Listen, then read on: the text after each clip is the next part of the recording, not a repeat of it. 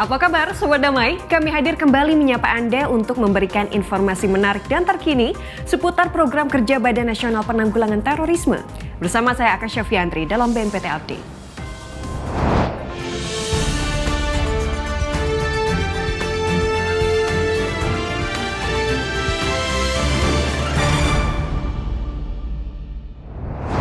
Berita pertama, Kepala Badan Nasional Penanggulangan Terorisme Komjen Pol Boy Rafli Amar bersama dengan pejabat tinggi Madya dan pejabat tinggi Pratama BNPT bertemu dengan Forum Koordinasi Pencegahan Terorisme Provinsi Sumatera Barat. Diharapkan dari sinergi yang terjalin, program dan kegiatan pencegahan terorisme dapat tersampaikan secara menyeluruh kepada setiap elemen masyarakat Sumatera Barat.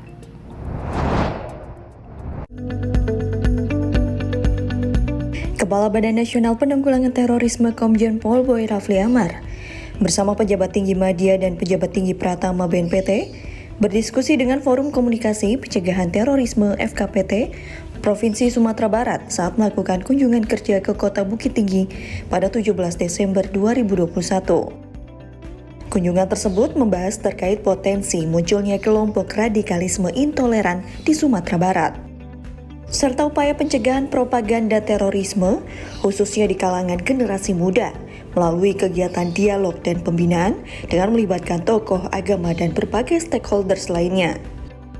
Kita juga bekerja sama dengan tokoh-tokoh agama, tokoh adat, tokoh masyarakat yang ada di Sumbar ini, sehingga kita berkeyakinan dengan kolaborasi ini narasi-narasi yang dibangun oleh kelompok jaringan radikal terorisme ini bisa kita tepis dan masyarakat tidak mudah begitu saja setuju ikut dalam kegiatan-kegiatan yang mengarah kepada aksi-aksi terorisme.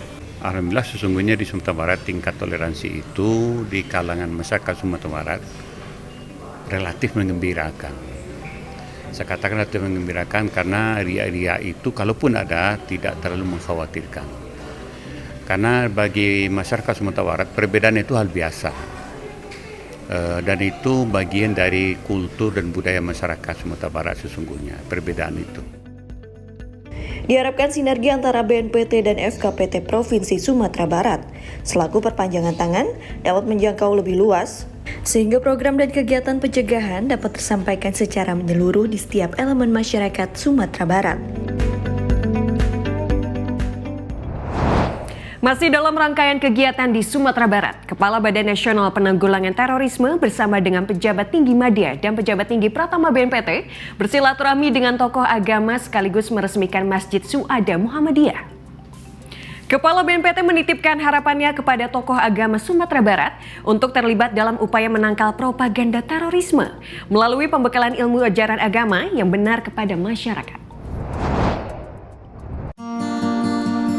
Kepala Badan Nasional Penanggulangan Terorisme Komjen Pol Boy Rafli Amar bersilaturahmi dengan tokoh agama Sumatera Barat sekaligus meresmikan Masjid Suada Muhammadiyah yang berada di Ranting Tanjung Sani, Kabupaten Agam pada 18 Desember 2021.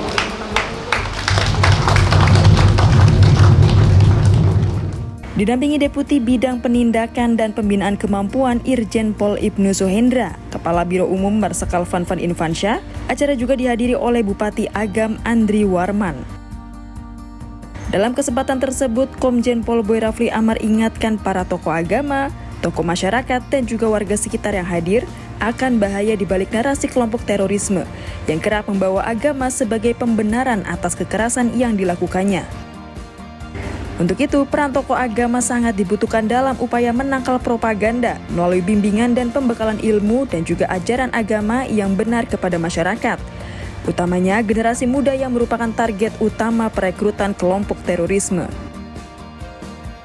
Jadi melalui juga majelis forum hari ini, mari kita sama-sama kita jaga anak kemenakan kita. Jangan sampai terpengaruh karena dia adalah ajaran-ajaran transnasional yang datang dari luar dan bahkan diajarkan oleh tokoh-tokoh yang berasal dari Jazirah Arab. Jadi ini mereka seolah-olah sedang berada dalam perjuangan agama tetapi menyesatkan anak-anak muda, dan kemudian yang tua-tuanya mereka tidak berani menjadi pelaku bom bunuh diri. tapi anak-anak mudanya yang dia jadikan korban. Nah, inilah hubungannya kami menitip pesan Bapak Alim Ulama, Buya, kiranya kita waspada jika ada orang tertentu mengajak anak-anak muda dengan narasi agama yang seolah-olah mereka sedang berjuang atas nama agama. Semakin luas sinergi yang dijalin diharapkan dapat memaksimalkan upaya pencegahan aksi teror dan bersama ciptakan NKRI yang damai dan harmoni. Berita selanjutnya, Badan Nasional Penanggulangan Terorisme bersama dengan PT Jababeka Terbuka membahas rencana kerjasama terkait pembangunan kawasan khusus terpadu Nusantara di wilayah kawasan PT Jababeka Terbuka. Untuk itu, Kepala BNPT Komjen Pol Boy Rafli Amar bertemu langsung dengan jajaran PT Jababeka Terbuka.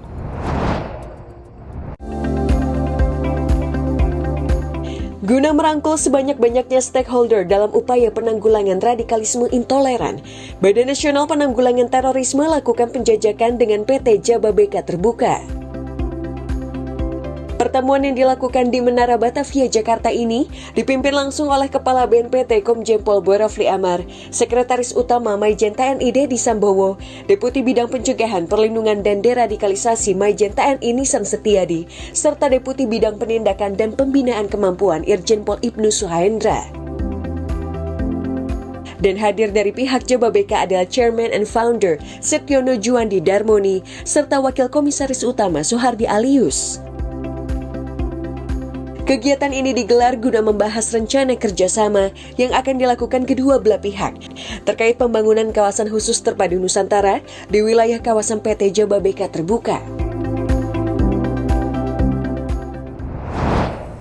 Berita lainnya, Badan Nasional Penanggulangan Terorisme gelar Year-End Counter-Terrorism Briefing 2021 yang dihadiri oleh para perwakilan kedutaan besar mitra asing BNPT. Setidaknya terdapat 3 poin penting yang menjadi pembahasan dalam acara, diantaranya mengenai euforia kemenangan Taliban, tren meningkatnya peran wanita sebagai pelaku radikalisme terorisme, serta pendanaan aksi terorisme.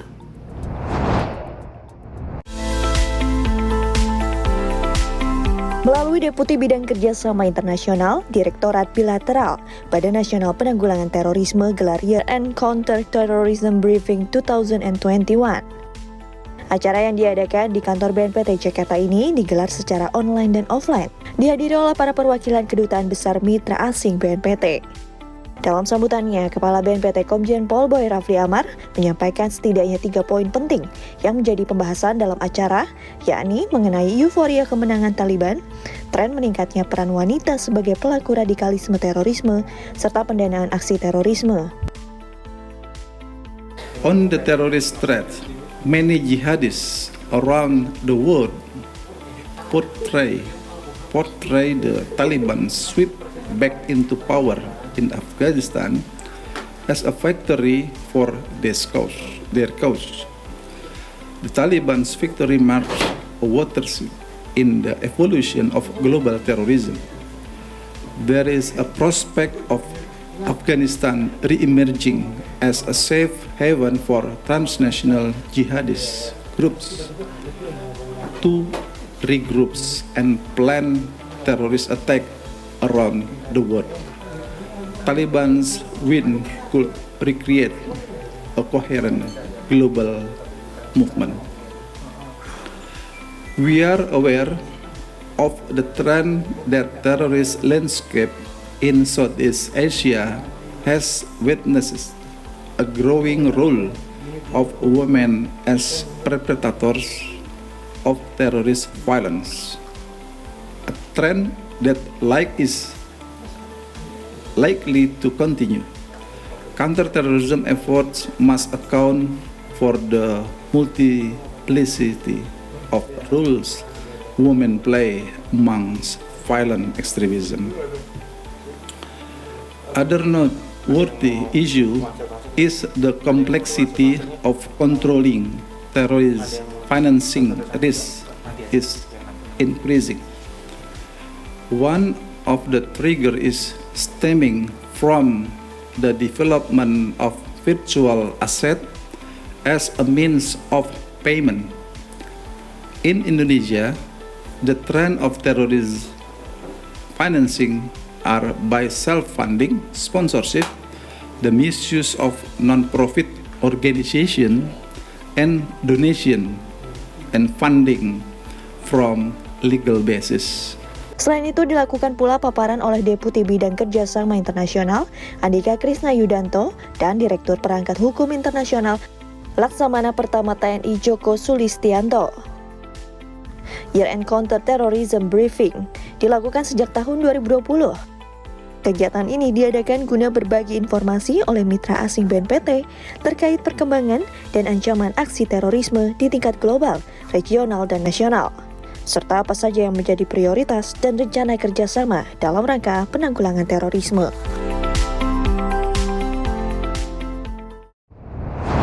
Kelompok Kerja Rencana Aksi Nasional Pencegahan dan Penanggulangan Ekstremisme Berbasis Kekerasan yang mengarah pada terorisme tahun 2020-2024 kembali menggelar rapat koordinasi kedua.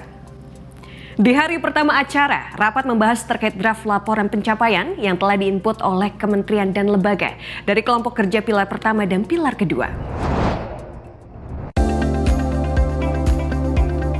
Kelompok Kerja Rencana Aksi Nasional Pencegahan dan Penanggulangan Ekstremisme Berbasis Kekerasan yang mengarah pada terorisme (RAN-PE) tahun 2020-2024 kembali menggelar rapat koordinasi kedua di Hotel Arya Duta Jakarta Pusat. Adapun rapat membahas terkait draft laporan pencapaian yang telah diinput oleh masing-masing kementerian dan lembaga secara digital melalui platform IK Hub. Dalam kesempatan tersebut, para focal point kementerian dan lembaga yang hadir memberikan masukan serta saran dalam rangka menyempurnakan laporan sebelum nantinya diserahkan kepada Presiden Republik Indonesia di akhir tahun 2021. Berlangsung selama 2 hari, Sekretaris Utama BNPT Majen TNI Deddy Sambowo membuka diskusi hari pertama pada 22 Desember 2021 yang dibagi ke dalam 2 sesi, yakni sesi kelompok kerja pilar pertama diketuai oleh Deputi Bidang Pencegahan, Perlindungan, dan Deradikalisasi, Majen TNI Nisan Setiadi dengan fokus pencegahan. Serta sesi kelompok kerja pilar kedua diketuai oleh Deputi Bidang Penindakan dan Pembinaan Kemampuan Irjen Pol Ibnu Suhaendra yang berfokus pada penegakan hukum, perlindungan saksi dan korban, serta penguatan kerangka legislasi nasional. Rapat juga dihadiri oleh Deputi Bidang Kerjasama Internasional Andika Krisna Yudanto beserta Direktur dan jajaran BNPT. Kami telah mengkompilasi laporan-laporan tersebut untuk selanjutnya akan disampaikan kepada Ketua Pokja masing-masing pilar. Pada saat ini BNPT telah menyiapkan rancangan laporan RAN-PE yang akan disampaikan kepada Bapak Presiden Republik Indonesia. Oleh karena itu, saya meminta Bapak Ibu anggota Pokja RAN-PE dapat memberikan masukan, saran maupun tanggapan atas rancangan laporan yang akan disampaikan nanti. Laporan RAN-PE tahun 2021 sendiri bersifat Inception Report atau laporan awal yang berisi tentang gambaran besar manajemen pelaksanaan RAN-PE dalam memperlihatkan kesiapan pelaksanaan di tingkat pusat dan daerah. Jadi baru nanti tahun 2022 akan ada komitmen yang secara resmi disampaikan kepada kementerian lembaga untuk disampaikan ke Sekber untuk dijadikan rencana 1 tahun atau bahkan mungkin 2-4 tahun ke depan. Jadi sekali lagi yang kita record sekarang ini adalah kegiatan-kegiatan dari seluruh kementerian yang beririsan langsung dengan aksi-aksi yang. Berdasarkan draft laporan pencapaian, saat ini terdapat 175 kegiatan kelompok kerja pilar 1 dan 31 kegiatan kelompok kerja pilar 2. Namun data bersifat dinamis, mengingat beberapa kementerian dan lembaga belum berkontribusi dalam pelaporan pencapaian. Para focal point masih memiliki waktu untuk menginput data hingga 27 Desember 2021. Berita selanjutnya, 5 kementerian dan lembaga yang tergabung dalam kelompok kerja pilar ketiga menjadi fokus pembahasan dalam rapat koordinasi RAN-PE hari kedua. Tak hanya itu, rapat kali ini juga melibatkan perwakilan organisasi masyarakat sipil yang diharapkan dapat memaksimalkan edukasi dan sosialisasi pencegahan terorisme kepada masyarakat.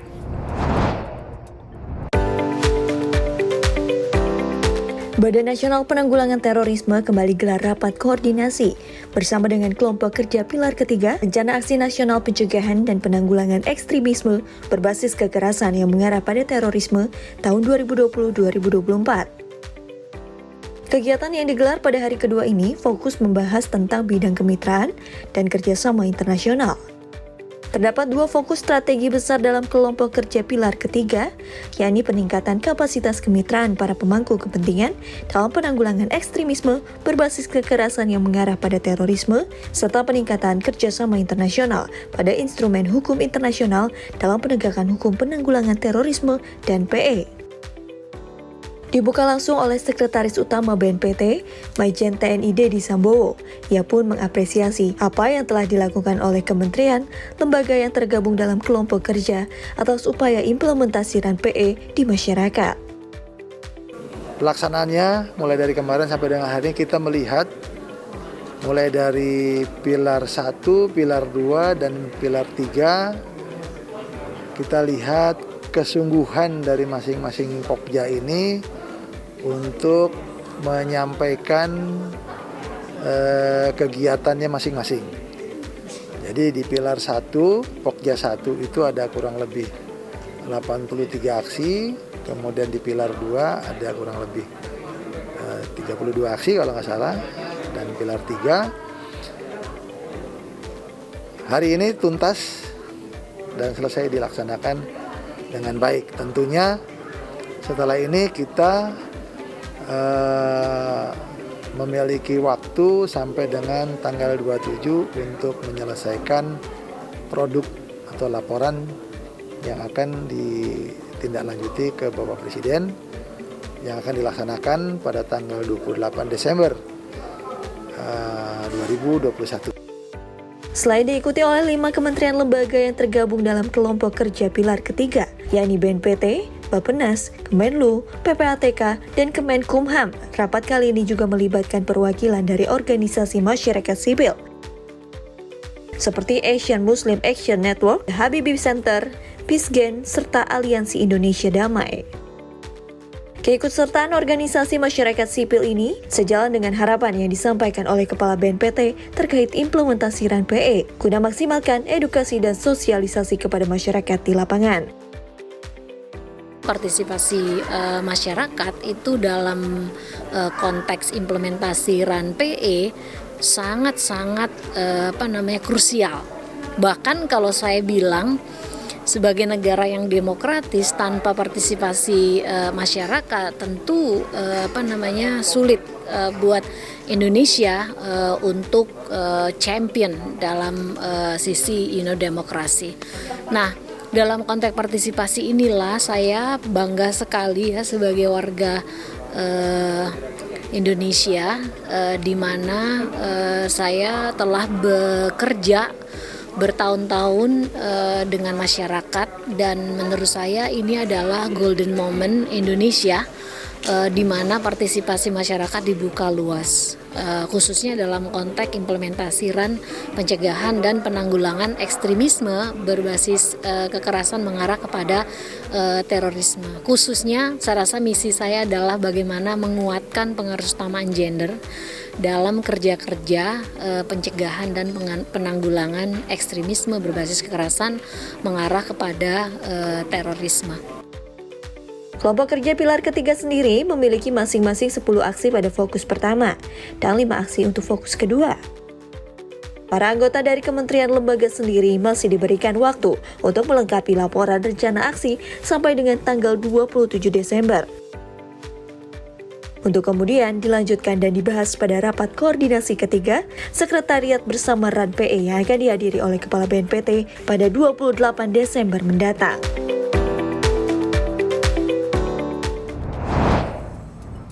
Berita lainnya, Badan Nasional Penanggulangan Terorisme menyatakan komitmennya dalam bersinergi bersama stakeholders anti pencucian uang dan pencegahan pendanaan terorisme.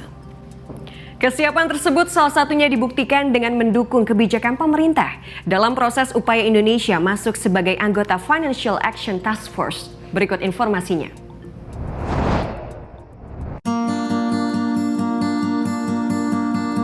Deputi Bidang Penindakan dan Pembinaan Kemampuan BNPT, Irjen Pol Ibnu Suhendra, hadir dalam rapat Komite Tindak Pidana Pencucian Uang TPPU pada 23 Desember 2021 di ruang rapat Nakula Kemenpol Kohukam. Dipimpin oleh Profesor Dr. Muhammad Mahfud MD, rapat dihadiri oleh Menteri Keuangan Sri Mulyani, Menteri Koordinator Bidang Perekonomian Airlangga Hartanto, serta pimpinan dan perwakilan kementerian dan lembaga terkait. Adapun rapat membahas terkait dengan komitmen stakeholders anti pencucian uang dan pencegahan pendanaan terorisme (APUPPT) yang hadir dalam upaya memenuhi 4 prinsip Voluntary Tax Compliance (VTC) yang bertujuan untuk menjadikan Indonesia sebagai anggota Financial Action Task Force (FATF) di tahun 2023. Pendanaan terorisme merupakan salah satu faktor pendukung kuat dalam terjadinya tindak pidana terorisme. Untuk itu, BNPT nyatakan siap mendukung kebijakan pemerintah dalam mencegah aliran dana masuk ke dalam kantung jaringan terorisme di Indonesia.